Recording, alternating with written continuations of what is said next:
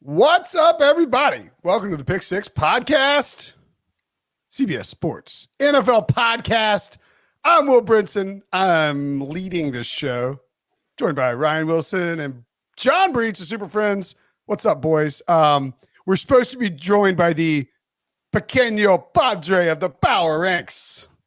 I think that was like 4 different languages with an incorrect accent I used there. Pete Prisco, but he's not here. Wilson. We're going to have a short show today. You've got to do video responsibilities. It's basically like, are we entering the period of time in your life where you're like, that was fun with just regular NFL football and watching college. Now it's like the actual race for the top of the draft is heating up, and like Panthers fans are your best friends right now, or worst friends. I talked Bears to your fans? buddy Adam Gold today in Raleigh. Nice. So he said he had you on yesterday. So we talked a lot about the Panthers. But doing the draft pod twice weekly, 52 weeks a year. This feels like another day in the life of a never-ending draft process. Breech, just so you know, if I'm the Bengals, I'm probably targeting a quarterback. I should leave it at that. That's ridiculous, Wilson. You know what else is ridiculous? Is Prisco's not here, as Brinson just mentioned. You know, it's funny, not here because of technical difficulties. If I would have power ranked us based on who was most likely not to be here, Brinson would be 1. Yeah. I would probably be 2. Prisco's 3. Wilson's 4. There's your. I will be here with the cockroaches when the nuclear war arrives. Always on time. All right, Wilbur, what's up? So we are going to do Pete's Power Rank. Sorry, I was texting with Pete. He may join us midstream. Who knows? All right, fingers crossed. But first, he's doing this. He's doing the podcast through text messages that he's sending to Brinson. I got some notes about this from Sunday's show. Ryan Wilson and I don't like each other. It could not be further from the truth, but it's late Sunday night.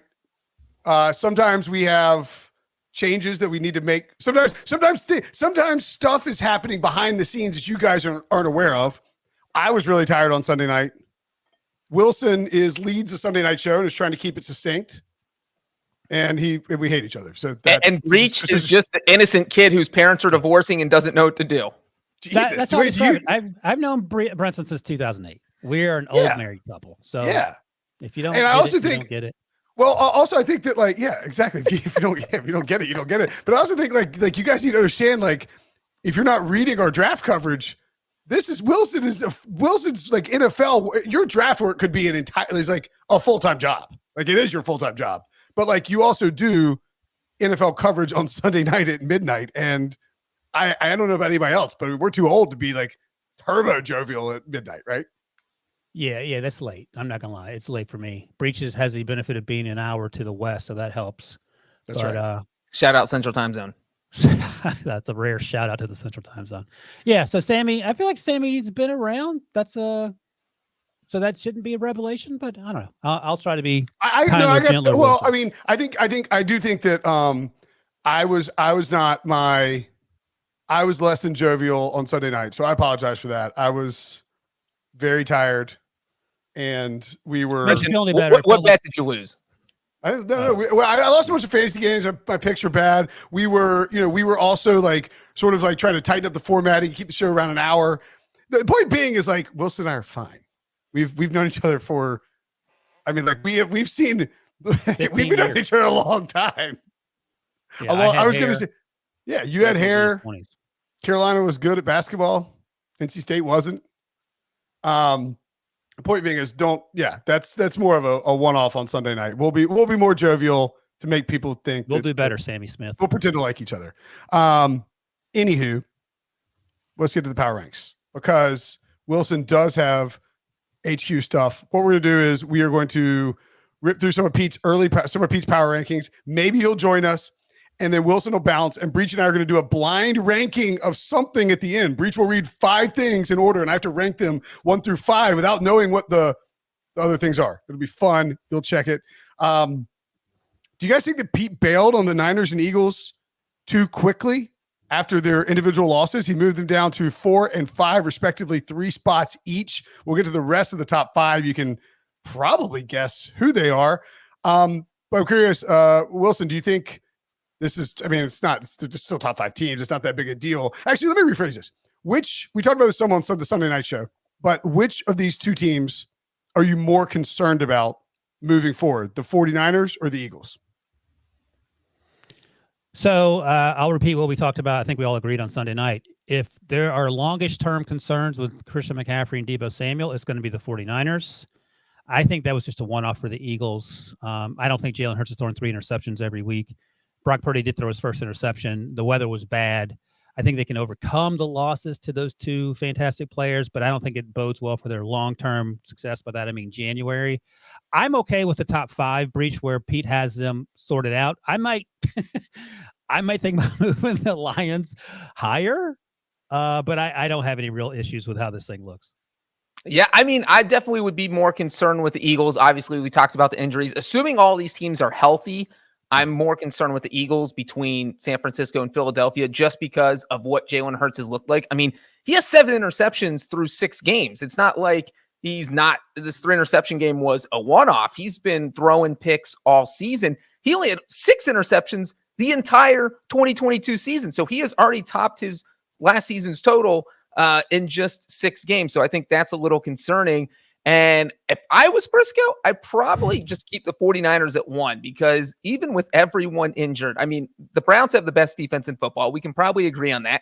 You put Brock Purdy in a situation at the end of the game where he had to drive his team down the field for a game-winning field goal attempt, and he did it against the best defense in football without Deebo Samuel, without Christian McCaffrey, and the only reason they lost is because the rookie kicker missed a field goal. So the fact that Purdy did that was pretty impressive. I'm going to use that joke all the time. So I think I would have kept the 49ers at 1. Who do you think is more trouble, Brinson? I'm a little more worried about the Eagles because what we've seen from that passing. So, I mean, like, I think there's a pretty direct correlation. And we talked about this a little bit on Sunday night, but like the Shane Steichen left Philadelphia as the offensive coordinator and went to Indianapolis. Indianapolis is way up in terms of tempo and pass rate over expectation. And Philadelphia is way down in terms of tempo and how they're operating. And now, like, when we say worried about it, now that stuff can get cleared up. You know, like they can adjust to it. But I think we're seeing some regression from last year's performance by Jalen Hurts. That's okay. Like people take regression as this thing where it's like, oh, you're saying he sucks now? It's like, no, he took such a huge leap last year that when he loses his offensive coordinator and then he loses his all-pro, like possible Hall of Fame right tackle at the beginning of this game and against a really good front seven, you know, you're gonna see some steps back. And they've blown some of these leads. I think the Eagles had the easiest schedule in football last year. They don't this year. It's really hard. It's about to get harder. So I'm a lot more worried about the Eagles than I am the Niners. Although the Niners, certainly their health issues have been a bugaboo over the last few years. I wanted to look really quick. I was trying to look up DVOA just to see, wow. Football Outsiders now over at ftnfantasy.com. Aaron Schatz has DVA over there. Miami Dolphins, 3rd all-time offensive DVA through 6 games, behind only the 2000 Rams and the 1999 Washington football team. Go ahead, Wilson. I was going to give you a fun fact about the Dolphins real quick. And Florio tweeted this out for Pro Football Talk. The Dolphins offense is so far ahead of the rest of the NFL that there's a bigger difference in average yards per play between the number 1 Dolphins and the number 2 team than there is between the number 2 team and the number 32 team. All right. Well, I'm glad that Brinson just pumped up the Dolphins with the DVOA stat. I'm glad you just pumped up the Dolphins with the offensive yardage stat because I'm going to deflate the Dolphins. Harry's never going to let me on the podcast again after I say this. Here's what I'll say about the Dolphins. The Dolphins, obviously 5-1 offense looks awesome. They have beaten 5 teams this year that have a combined record of 5-24. 5-24. They have played 1 team with a winning record. They lost that game by 4 touchdowns. So my question is there any concern about the Dolphins playing good teams? And if someone came up to you and gave you $40,000 and said, you get to bet $10,000 on each of these 5-1 teams, but you have to leave one out that you don't trust, which one to win the Super Bowl? Which one of these 5 teams are you not dropping? Can you just keep the $40,000? Like, you cannot. It's in credits. It's in gambling credits. $40,000 and like We're going to say what? FanDuel credits? Yeah, FanDuel credits. You have No, to use- it's in the NFTs that you have. right. That's actually the source of me and Wilson's. I was ahead of the curve on that one. Wilson Let's lost. not talk about it. Moving along. All right, Leave go ahead, alone. No one wants What to are you talk doing about with these your effing 40 NFTs. So the Super Bowl Basically, odds. the question is, which team are you not betting 10K on because you don't trust them to win a Super Bowl? So I get the Niners, Chiefs, Eagles, Dolphins, and Lions. Yes, the top 5 in Prisco's power rankings. Based on the and it's I get the odds that they're currently at, right? Yes. Whatever you think. It's up to you. Well, I'm saying the Niners at plus 430. Are in for sure. The Chiefs at 5-1 might be in twice. I mean, the Chiefs at 5. Chiefs are fine. Their defense looks really good. The offense will get going. I'm fine. I tell you, I've been telling y'all for a week, like since Sunday, like I cannot get this vision of a Dolphins Lions Super Bowl out of my head. Aesthetically pleasing for sure. For shark. Like you're talking about two teams like, oh, it's a dolphin, not really a shark, but you get the point. Like those two colors in the Super Bowl in Vegas. Like I don't know. I kind of like the idea aesthetically. So I'm going to toss the Eagles out. Ooh, Wilson. That gives me. By the way, that gives me 2 NFC and 2 AFC teams. So hey, can I put more than $10,000 on one team? No, I got to split up 10. Dolphinately not. Definitely not. Yeah, I'm not. I don't know why Breech hates the Dolphins. I mean, that team beat Mac Jones, so they're automatically probably going to the Super Bowl. I didn't say hate the Dolphins. I was just pointing out what their schedule has been so far, and they played one good team. Producer Harry just texted me, and he said, "Why does Breech hate the Dolphins?" ? And I said, "I don't know. He's a terrible person." I think I'm actually. You sort of talked me into it. The both of you a few minutes ago with the concerns around the Eagles, and it's more about Brian Johnson replacing Shane Steichen than it is about the Eagles offensively or defensively in the field. So maybe I'm leaving. I can't believe I'm saying that with the Lions staring me in the face, but they've been so much fun. Yeah, I think the Eagles are the odd team out. You guys are both taking the Eagles? Oh, man, I can't take the Eagles. I brought up this exercise with the Dolphins just questioning their credentials, but I think you guys both make good points on the Eagles. By the way, Philly obviously has the Dolphins this week at Washington versus the Cowboys before their Week 10 bye, and then it gets a little dicey at Chiefs versus Bills versus Niners at Cowboys for the Eagles. Like this is a spot where the Eagles at 5-1 probably go 2-1 with the Cowboys at home going to the bye. So they're 7-2. How do they perform on those 4 games coming? I mean, this is like the 4 of the 7 best teams in football coming out of the bye. Like, I mean, they could go 1-3 in that spot. I mean, I don't know. I'm just saying, like the Eagles just lost to the Jets. They've cut it close with some of these teams. They've dominated some of these games. It wouldn't shock me if the Eagles were suddenly kind of in a wild card, like in a dogfight for a playoff spot as one of those wild cards. Yeah. If the Cowboys based on what we know through 6 weeks, and again, what you just said probably can change in 100 hours, just because that's how this league works. But let's say it's Week 18, Brinson and Breech. Again, we're at the neutral field. Eagles are playing the Cowboys for the let's just say for the source of conversation, just for the final wild card spot. Maybe Washington gets hot and wins the division. Who are you taking? Cowboys versus Eagles, Week 18, neutral field. Has to win the game to go to the playoffs. Oh, I'm still Breech bot. Really? I think I'm taking the Cowboys. Yikes. I'm taking the Eagles. Okay. All right, I'll tell you what. Well, hold on. Let me get my top 5 team. You guys did. I'll do it real quick. I think the Dolphins are going to make the playoffs. I think they're probably going to win the AFC East. But if I'm just talking about the money to win the Super Bowl, the team that probably scares me the most is also the Dolphins. They are the one team on this list that I think really needs to get home field advantage. Because if you look at the high-flying offenses in NFL history, whether that's the Greatest Show on Turf Rams, whether that's Peyton Manning's Colts, those teams played indoors. So you get home field advantage, you're playing indoors, that doesn't slow down your offense. If the Dolphins have to go to Buffalo in January, I mean, we saw them do it last season. They kept it close, but they still lost. So these offenses that are high scoring and high flying and put up huge numbers tend to not put up as big numbers when the weather gets colder. The Dolphins don't really have any cold weather games this year. I think they play at Baltimore in Week 17.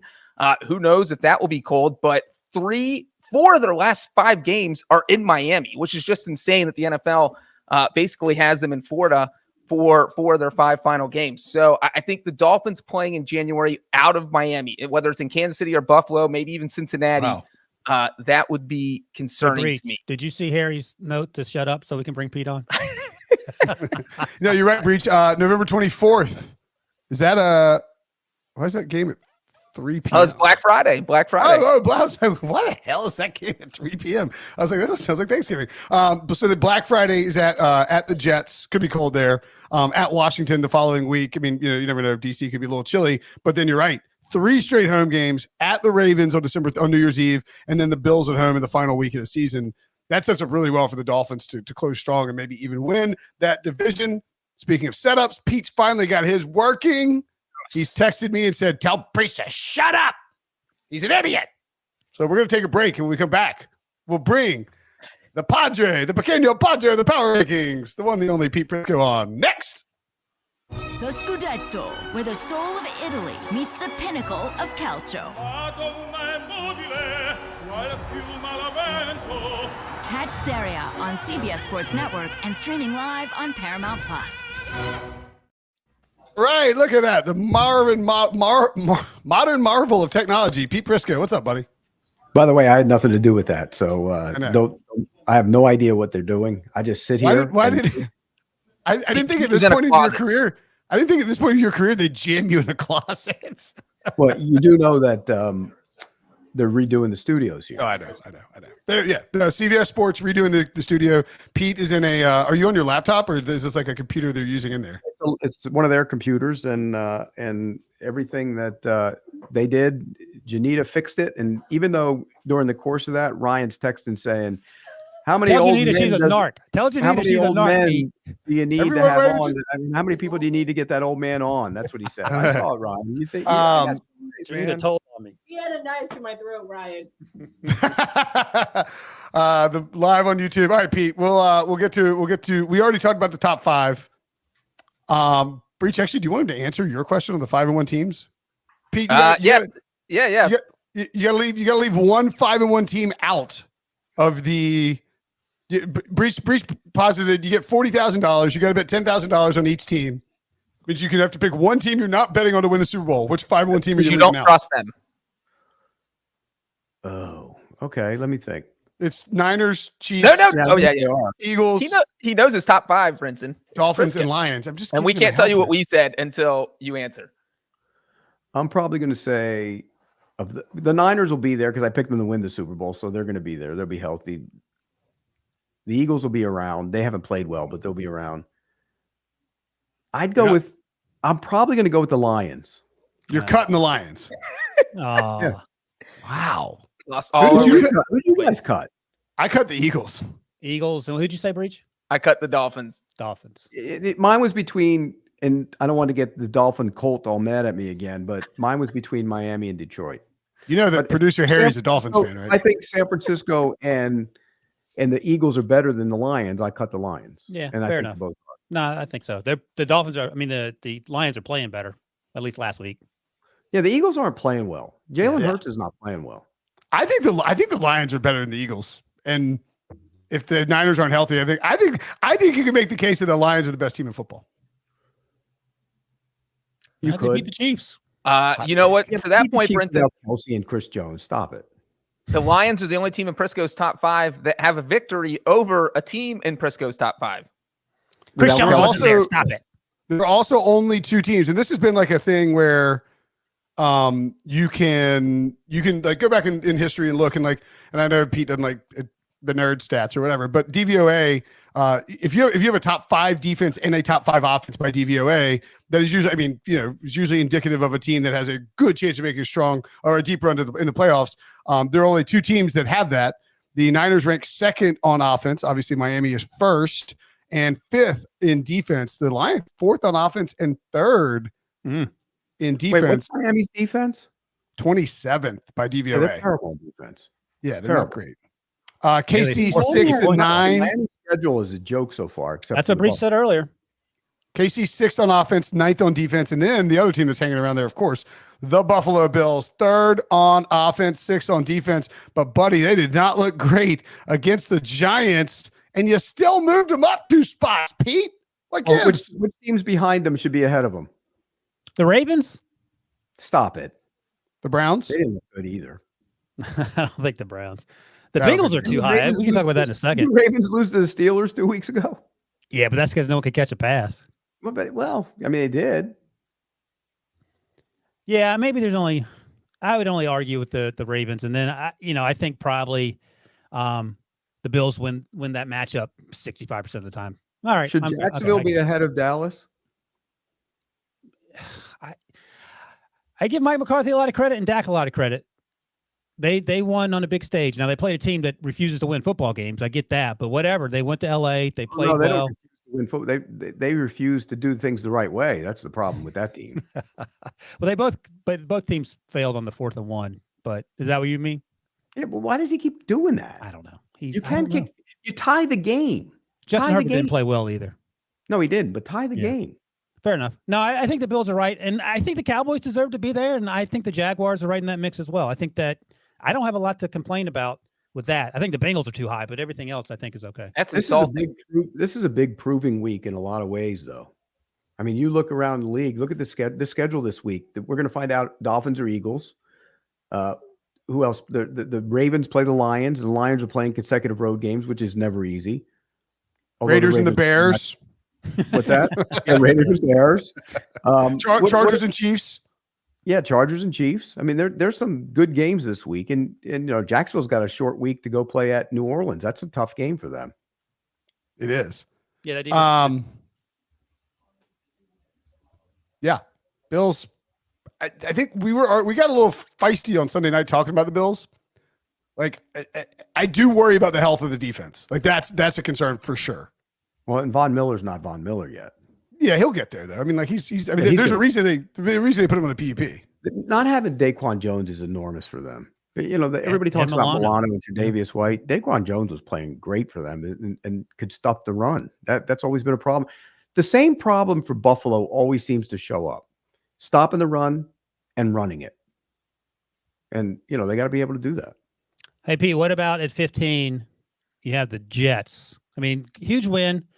I actually talked about this on Sunday night. I thought Zach Wilson did his job. He didn't make mistakes. That defense is really good. Didn't have their starting cornerbacks. I don't necessarily hate this. I actually think they're better than the Bengals right now in terms of the way they played to this point. Down the stretch, things will change. But how'd you get to 15 with this team? Somehow ahead of my Houston Texans. I love their defense. And, I always argue with Leger. I say, you think they're the 85 Bears. They're not the 85 Bears, but they're really good. They beat up They beat up a good offensive line, although when Lane Johnson went out, that kind of changed the feel of that game. And it's a different defense. I mean, a different offensive line. One thing about Jalen Hurts, he got sped up in a big way. He was starting to see little ghosts and move out of clean pockets. And Ryan knows how much when I watch quarterbacks, I hate guys who leave clean pockets. Stay there, stay there, stay there. You don't need to run for 5 yards when you can throw one for 33. So stay in the pocket, but he started leaving early, and that bothers me. And so that's a concern with that team. But as far as the Jets, that defense can get after it. You don't have your starting corners. I mean, think about that. How many games does Jets team win? What's that? How many games did the Jets win? 9. 8, 9. Okay. That's considered a good season then. Yeah. You know what? Playoffs. Williams, by the way, I'm going to give Quincy Williams a lot of credit. He's playing unbelievable football at linebacker. Yeah. It's not Mosley. It's Quincy Williams who's playing the best linebacker for that team. And when you look at him, Jacksonville cut that kid. Let him go. Let him walk out the door. Him in the 3rd round. I think it took him pretty high too. Yeah. And they didn't give him a chance. He got hurt. He got dinged up and they let him out the door. Dumb. Prisco, let me ask you this about the Jets. Robert Saul was on Good Morning Football, I think this morning, Tuesday morning. And he seems pretty convinced that Aaron Rodgers might be able to return at some point this season. Yeah. He said they're going to leave the door open. Rodgers wants to prove all the doubters wrong. Let me ask you this, though. If you're running the Jets and you are paying all this money to Aaron Rodgers, are you rushing him back to save your season knowing that he is a 39-year-old playing on after doing experimental surgery and would come back in 3 months after a surgically repaired Achilles? Would you let him play on that quickly, or would you be more worried about next season? If he's cleared, you play. If he's cleared, he plays. If he can play, he plays. What if he's not clear, but he wants to play? If he's not cleared, he wants to play. You don't play. And he him. wants to play. You don't play him. That's not his decision. But I mean, like, but like, let's say you that's win. like the opposite of the Deshaun Watson situation. He was cleared and he didn't want to play. Right. What? Okay. I mean, the earliest we think that I think this is a bunch of poppycock nonsense, malarkey, if you will. Like, it's crazy to come back from Achilles injury and try to play. What happens if he comes back? He's worse than Zach Wilson. If he comes back to the Achilles injury and hurts it again or hurts something else because of that, they will be torched. And then he's retiring. Right. But if you get to, in his mind, do you make, if you're close? Is it worth trying to make the playoff run knowing that like next year you could just get hurt again? Yeah. Right. Yeah. I mean, yeah. So if they're in the mix, if they were in the playoffs, he'd come back for the postseason and he's close and he's cleared, why wouldn't he come back? Well, and here's the crazy thing, though, is that the unofficial record for fastest return from an Achilles injury, an Achilles tear for an NFL player was Cam Akers when he tore it just before training camp, I think in July 2021. He came back and played this in December. So that was roughly 6 months that a player came back. Usually that knocks you out a whole year. That's kind of what it had been. If Rodgers is playing in January, that's 4 months. I mean, that is, I don't know if I'd be a little worried if I was the front office. Rodgers went out there the other day and started throwing passes on the sideline so everybody could see him. He wasn't moving. I mean, he wasn't moving around. It was that's all his psychological warfare. That's all that is. He's such he's against the front office, like himself. What'd you say? Also, it's like, I mean, like, dude, a 39-year-old quarterback with a bad Achilles, like surgically repaired Achilles behind a bad offensive line, coming back to try and like win in January. Not really like a great recipe for success. Playing on the worst turf in the NFL. Yeah. Yeah, but other than that, he's cleared, you play. How was the play? Why wouldn't you play? If he's medically cleared, why wouldn't you not play? I sort of agree with Pete because who knows what next year holds? He gets hurt in training camp. Who knows? I mean, he's not 22. Like the RG3 situation where it seemed, and Pete, you can correct me, but it felt like he talked his way into Mike Shanahan playing him in that playoff game, and then it went downhill from there. That was rookie season. Like this is year 20. Yeah, go out. If you want to play, go out there. Right. I mean, if they think this team can make a Super Bowl push and he gets back in there, then you play. If there's 9 wins in late December, and at that point, you can't be like, hey Zach, thanks for all the work. You're benched. Well, yes. Which guy gives you the best chance to win a Super Bowl? Medically, and he can throw, and you put him in practice, you can see he can do everything. He plays. I think so. Yeah, that's easy. Okay. Why do you want to keep him on the sideline so bad? On the other side of the spectrum, the Buccaneers dropped 14 spots. Bucs have beaten some bad teams. They're probably the best team in the NFC South. But man, the Lions and the Eagles manhandled them, Pete. They dropped 8 spots, excuse me. To number 14. To number 14. It just seemed impossible that you could have had the Buccaneers at number 6 because that would be stupid. And I'm sure we would have told you that last week, which we did. Now they're down to 14, 8 spots. Well, they were in the game with your Super Bowl contending Lions, the greatest team in the world. I mean, if they don't let Jamison Williams loose for that play down the sideline, they're right in the game, and they didn't even play that well. What are you talking about? You're the one who dropped him. You're the one who dropped him 8 spots. You're your biggest faller. Oh, convenient. That's what Pete does when he doesn't answer the question. He freezes. Look at this. Were they not there with the Lions on Sunday in that game? Froze for a second, Pete. What'd you say? I don't really think they're like right there. The Lions on Sunday in that game before the Jamison Williams play. I will say that at no point did I think the Buccaneers were winning this game. That's one of those where you watch it and there's no way the other team's winning. It was a close game. The Lions were better, but at one point before the Jamison Williams touchdown, it was 10-6. It's true. That is true. That's true. But the Buccaneers dropped against a good defense. Bad division, by the way. The division's terrible. It's not great. Carolina's awful. Atlanta's, Ritter was back to being Desmond Ritter last week. He was awful.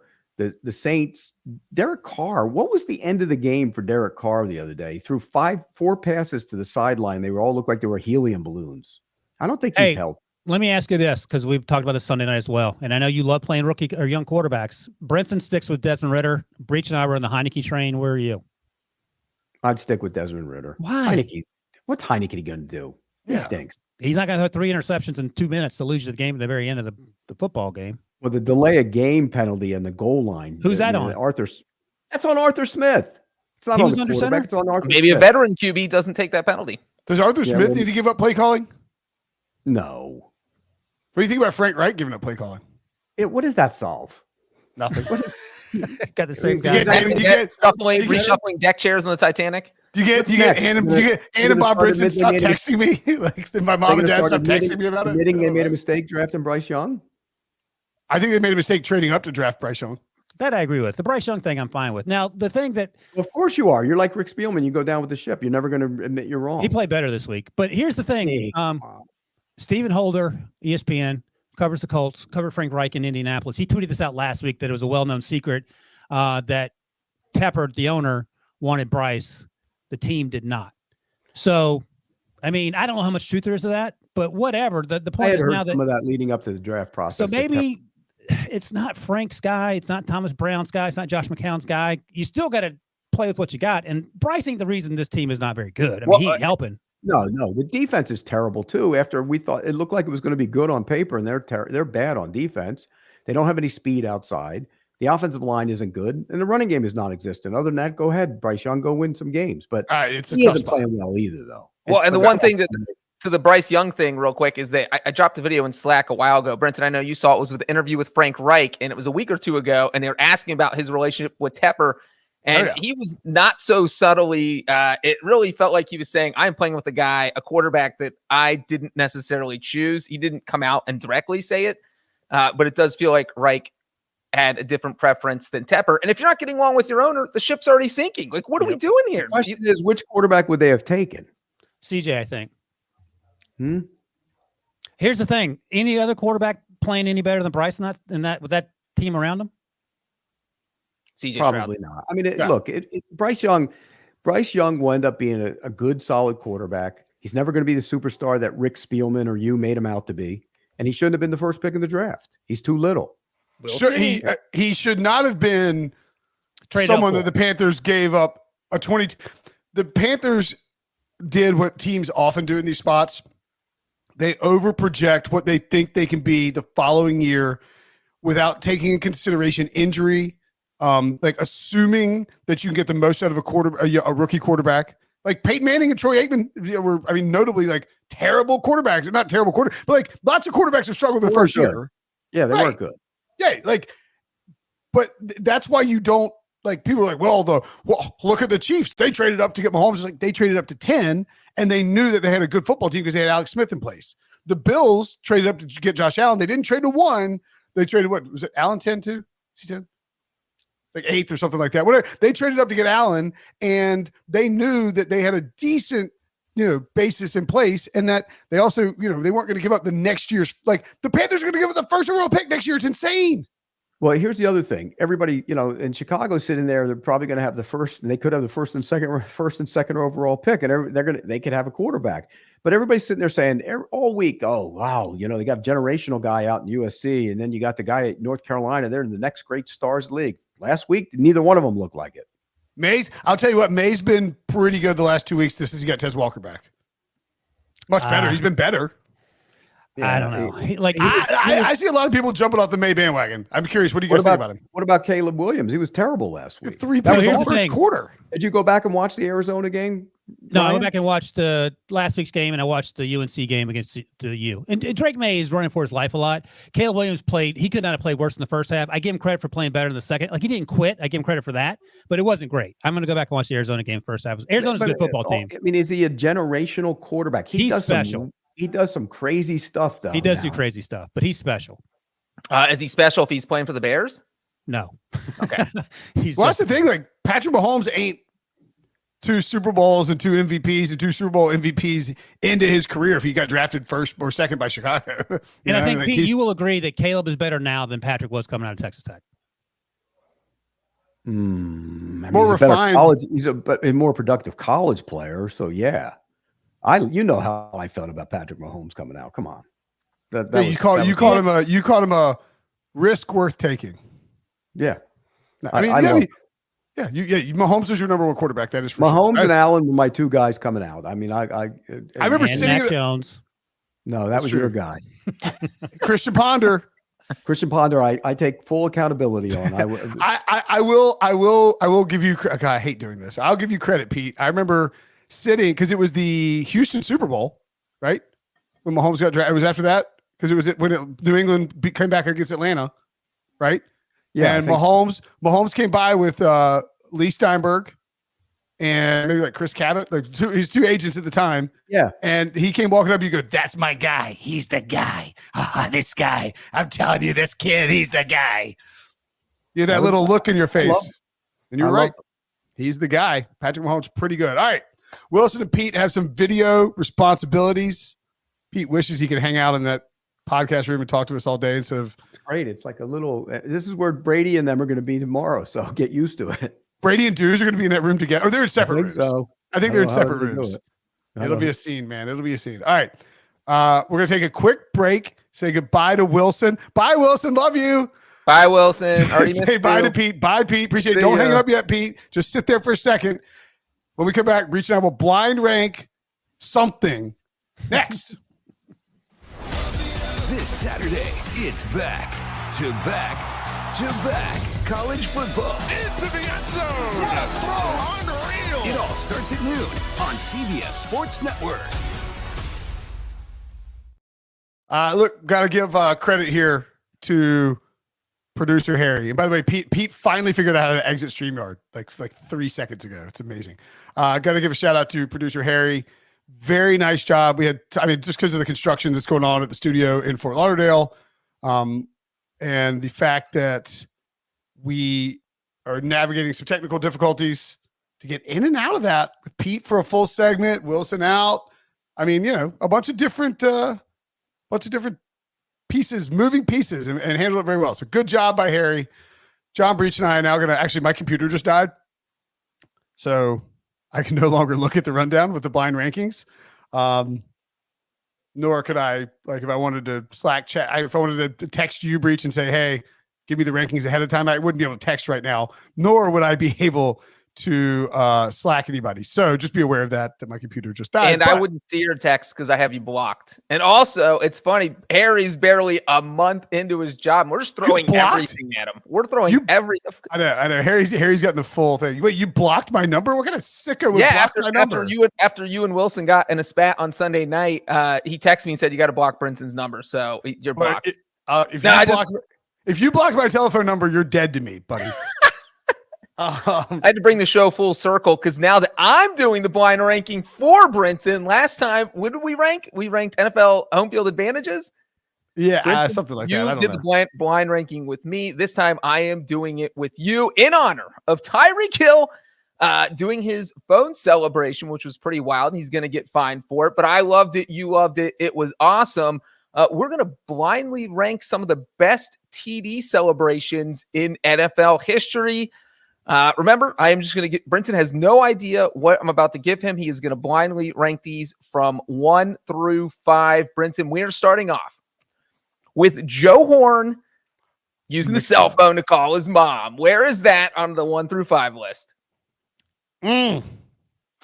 So your theory on this is really sound that you take the first one and I'm giving you credit for the theory that when you do these blind rankings, you take the first one, you slot it at 3. That gives you some flexibility on both ends.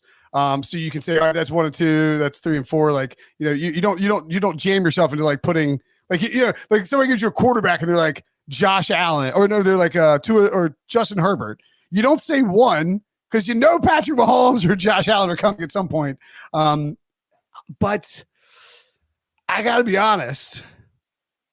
I love the Joe Horn the cell phone celebration. Joe Horn, who certainly not a Hall. By the way, his kid is in college football now. His kid's not in the NFL, is he? There's a Joe Horn Jr. playing somewhere, and I can't remember where he plays. But I was watching him play the other day. Probably beat NC State or something. But he's at Missouri Western State. Oh, okay.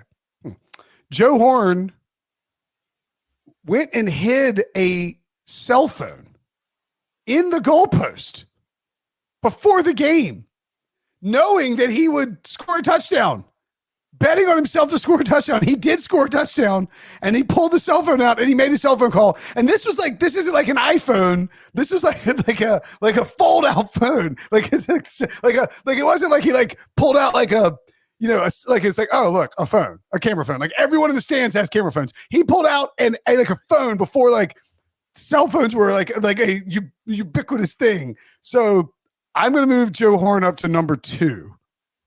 Ooh, and to clear this up, the cell phone celebration was in 2003, so the smartphone was not invented. This is Motorola. This is Zach Morris' phone. We're almost back that far. You either had the tiniest phone ever back then, or you had a big clunker. I was in college then, and I remember. I think it was was it Sunday night or Monday night? I do not remember. I'm pretty sure it was definitely a primetime game. I want to say it was a Monday night game. Could have been Sunday night. Regardless, I know where I was watching it. I didn't have a cell phone at the time because I'm old, allegedly. But I was definitely watching it at Crowley's in Raleigh because they had 10-cent wings on Monday nights. I'm sure they're I'm sure our group of friends were terrorizing some younger children out with their families. It's just how it worked at Crowley's Old Favorites. RIP to that incredible restaurant and bar. Moving on. And Brinson with a fantastic memory. It was a Sunday night game. There you go. So good job. Good on you, Brinson. All right. So we have that at number 2, the Joe Horn cell phone celebration for the Saints. All right. Your next one. Randy Moss moons the crowd at Lambeau Field. So you can't mention this celebration without also incorporating Joe Buck. What a disgusting act. Joe Buck, who really probably, what year was this? 2004, maybe? Yeah, sounds right. It's early 2000s. This is, celebrations are nothing. Tyreek Hill flipping with recording himself doing a flip is an incredible selfie touchdown celebration. But the stuff that these guys did in the halcyon days of NFL wide receivers and celebrations was just incredible. So Randy Moss scores a touchdown at Lambeau Field. It's snowy. He fakes pulling his pants down. It was in the playoffs. Playoffs too. And it was on Fox, obviously, because Joe Buck was calling it. And he's shaking his butt like he's Ned Flanders going we're nothing at all. And Joe Buck gets so irate. He's like, what a disgusting act. And I think that plus Joe Buck and Tim McCarver calling Pedro Martinez when he threw Don Zimmer to the ground. Everyone's like, Joe Buck's such a prude. And as it turns out, Joe Buck's actually awesome. And I really enjoy Joe Buck. I didn't like him for a long time because of those things. I will slot Randy Moss mooning the Lambeau Field crowd at number 4. Number 4. Ooh, so not a big fan of getting mooned, Brinson. I get it. I love it. It's just love getting mooned. Well, it depends on who's mooning me. I think, All right, let's go to the next one, which might be my favorite touchdown celebration in NFL history. So I'm guessing Brinson already knows what it is. It's the Icky Shuffle. Oh, that's a good one. I was expecting a different Bengals one. I was expecting a Chad Johnson. What did Chad Johnson have the pom-poms? Ocho Cinco. He did the river dance. He had a bunch of all-time Ocho Cinco was a cheerleader, a thought leader in the Ocho Cinco, Terrell Owens. This is the ultimate diva group of wide receivers from the late 90s, early 2000s. God, what a time to be alive. If you were a little kid who couldn't enjoy it, I'm sorry, because it was truly amazing. I will put the Icky Shuffle. Was kind of the original. It's the OG of touchdown celebrations. It's so original that the Bengals didn't Joe Mixon bring it back recently? Icky Woods was at the Super Bowl and he kicked off the game before it went live on television. I think they might have showed on the pregame, but they definitely at the game, he was on the big screen. They said, all right, Bengals fans. And then Icky did the shuffle and then they introduced the Bengals. So I don't want to hurt your feelings here, but I'm going to put it at number 5. I'm going to put it at number 5. This ranking's horrible. I'm already over it. I'm done. All right, let's go to the next one. This is an interesting one, Brinson.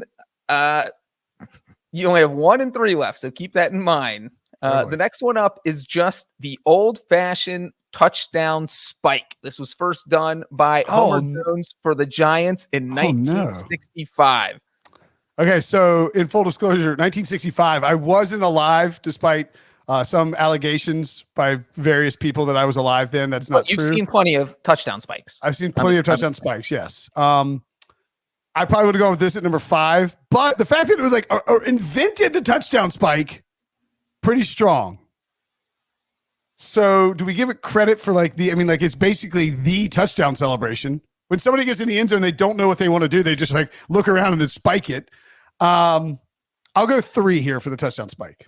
You had to because you knew you couldn't put it at 1. Yeah. And our final one is the Deion Sanders primetime dance. Yes.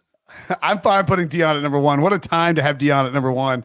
You gotta remember, I wasn't like a Falcons fan growing up, but I was a Braves fan, and I kind of rooted for the Falcons because of Deion. I love Deion. Love everything about Deion. I heard my buddy Zeke tried to tell me the story, and I don't know if this is true or not. He tried to tell me the story 2 weeks ago that Deion changed the spelling of his name when people tried to call him Neon because he didn't want to be Neon Deion. And he changed it to Deion. There's no way this is true. I was like, Zeke, what are you talking about? And that Deion, he was Deon, and he was called Neon Deion, and people were he didn't want to be Deion, he wanted to be Prime. So he changed it to Deion so people could no longer rhyme it with Neon. Do you believe that or no? I do not believe that. I feel like that's 0% true. He was prime time, and then now it's gotten shortened to prime as he's gotten older. But I was also a huge Deion fan. He played in a NFL game, NFL playoff game, and a World Series game in the same day.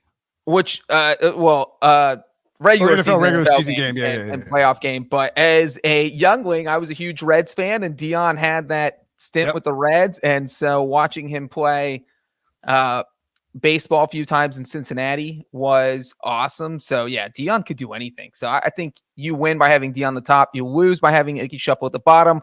Give you a B, Brinson. A B? Okay. I would have probably gone Spike at 5 and Icky Shuffle at 3 if I could redo it. I am glad I put Joe Horn at number 2 then. Would have actually put Joe Horn at number 1, I think, if I could redo it. I think it's pretty solid. It's a solid list. B. I'll take a B. B is for Brinson. B is for bye. bye. Yeah, that was B is for Brittany. That's enough of this. And B is for Lance Bass, who was at the Chargers game on Monday night. Did you see him? And he had the sign that said, "I'm not Taylor Swift." No, that's hilarious. Who do we run into? Nick, who do we see at the Super Bowl? Need big time me to go to Nick Lachey? Yeah. Yeah. Wait, what Super Bowl was that? I thought he was a Bengals fan. That was Chiefs 49ers. That was the last. Yeah, that was the pre-pandemic Super Bowl. Yes. You and I were wandering around in the stadium, and you were like, "Oh my God, it's Nick Lachey!" And then you got locked out of the press box for the second time in 3 years. I had to save the Super Bowl once again. It is the greatest tradition in the Super Bowl. What is? A tradition unlike any other is me getting. Oh, that's right. Me saving the Super Bowl. I did save the Super Bowl 1 year though, didn't I? I think so. It's all fuzzy. That's what I thought. All fuzzy. It is all fuzzy. That'll do it for us. We were throwing axes with Brady Quinn at 4 a.m, as far as you know. It was Ireland time though. All right. Thanks for watching. Thanks for listening. For Breech, for Wilson, for Prisco, I'm Brinson. We will see you guys tomorrow. Speaking of Brady Quinn, he'll be back with me, him, and Deuce. Of course, Pick Show on Thursday. Make sure to subscribe, rate, and review. See you guys later.